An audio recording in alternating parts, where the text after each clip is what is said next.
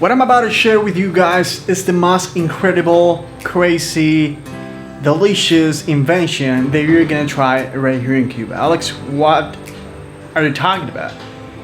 Let's dive in. As you can see, guys, I'm trying to shoot as much as possible right here at home because we have a hurricane coming to the island. So hopefully nothing's gonna happen. Nobody knows, but I'm trying. Pajama baby, let's dive in. Well, very quickly, let me explain you what I'm about to share with you guys. The name, I'm not gonna tell you the name. Let me tell you the story behind this, because maybe if you're Cuban, there's some of the Cubans who watch this from the US, guys.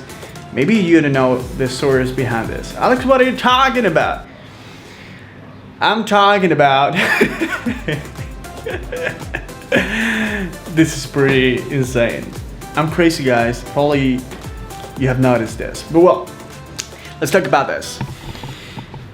Many years ago, and I'm talking about 1800, during the 1800s, specifically 1874, when the English came to Cuba, they were installing the first railways right here in Havana. Actually, this was the first railroad in Central America. But that's not the point. The point is that back then, people used to be eating bread with guava, pan con guayaba. I mean the fruit, right? So English were super impressed about this because, you know, it was completely new for them. But the locals back then used to make a guava dessert, something like this. And it's exactly the same thing that I'm about to share with you guys. And they call bread with guava.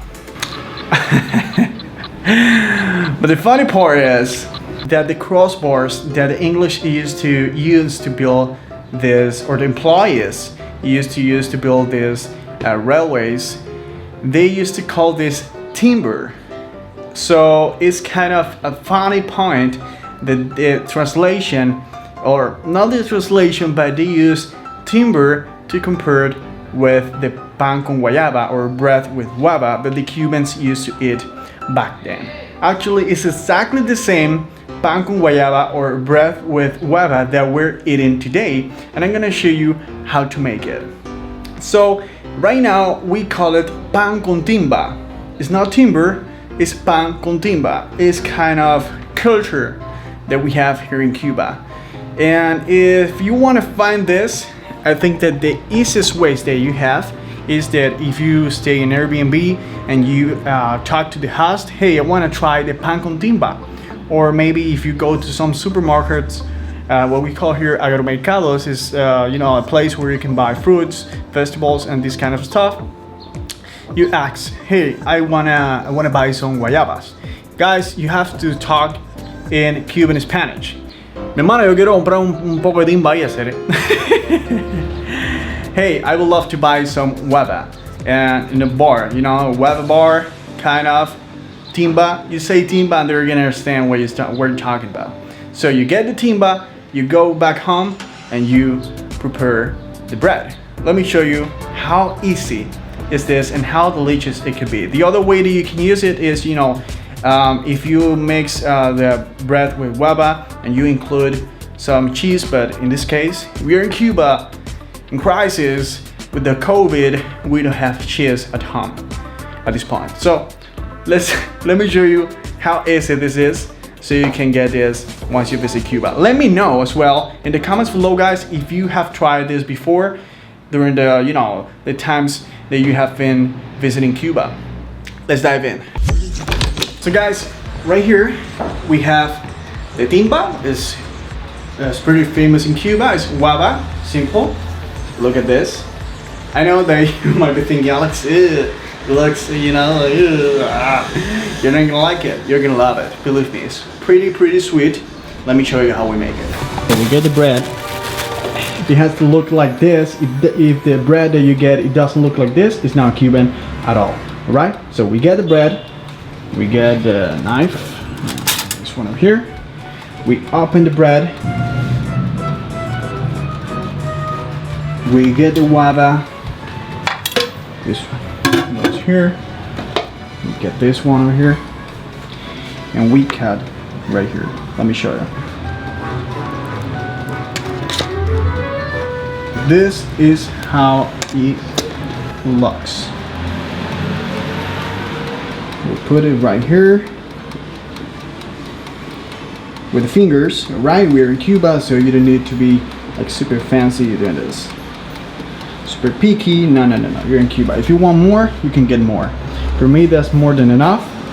So you get the bread. So this is how it looks.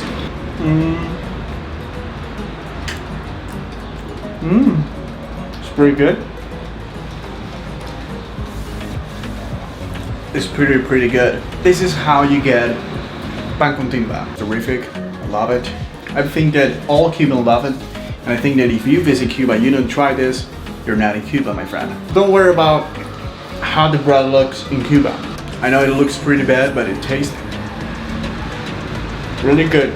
So I think, guys, that when we talked about, do I have any bread right here? So I think that when we talked about pan con timba in Cuba, it's kind of talking about all the history behind it. It's talking about how Cuban people live. Because I remember when I was in high school, when I was, in my elementary school, this is kind of the bread that I used to get as a snack. My mom say, "Hey Alex, here's your pan con timba, so this is where you're gonna get as a snack today." Some days we can get bread with ham, but that's not possible every single day.